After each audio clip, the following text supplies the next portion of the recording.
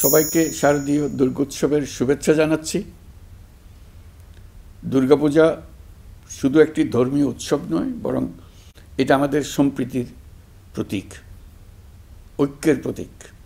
সনাতনী ধর্মবিশ্বাস মতে 10 পূজা দুর্গার কাঠামোতে দেশ ও জাতির সব ধরনের ঐক্য ও সংহতির প্রতীক আছে।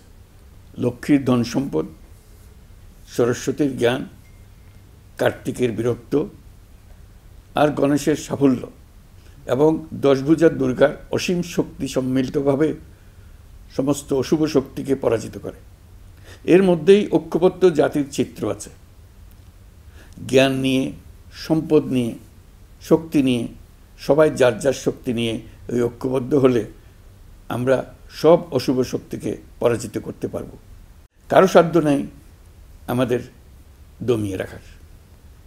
নিজেরা বিভক্ত হয়ে গেলে, ঐক্যবদ্ধ হতে না পারলে আমরা জাতি হিসেবে উন্নতি করতে পারবো না, এমন রাষ্ট্র গঠন করতে পারবো না যেটা নিয়ে আমরা সবাই দুনিয়ার সামনে গর্ব করতে পারি।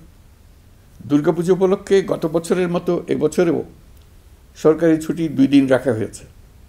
সঙ্গে 2 দিন সাপ্তাহিক ছুটি যোগ হওয়ায় আমি আশা করছি সনাতন ধর্মাবলম্বীরা পরিবার পরিজন, বন্ধুবান্ধব সহ এই উৎসব আনন্দঘন পরিবেশে পালন করতে পারবেন।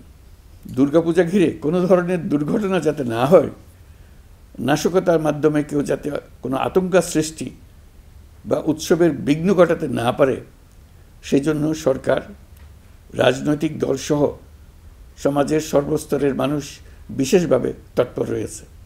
সবাই মিলে চেষ্টা করছে যেন একটা নিখুঁত দুর্গাপূজা অনুষ্ঠিত হয়।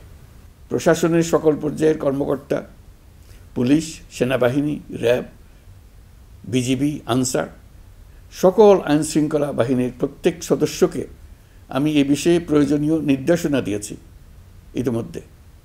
উৎসবের দিনও যারা এই কঠিন কাজে নিয়োজিত রয়েছেন, দিনরাত অক্লান্ত পরিশ্রম করছেন, আমি জাতির পক্ষ থেকে তাদের প্রতি কৃতজ্ঞতা জানাচ্ছি।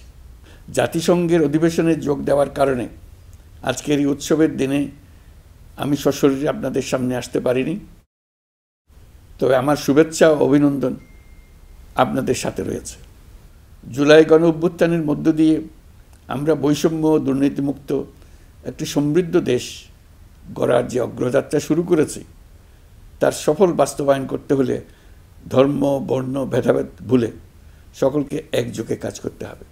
সকল অশুভ, অন্যায় আর অন্ধকারকে পরাজিত করে ঐক্য সম্প্রীতির জয় হবে। বাংলাদেশ এগিয়ে যাবে কল্যাণ ও সমৃদ্ধির পথে।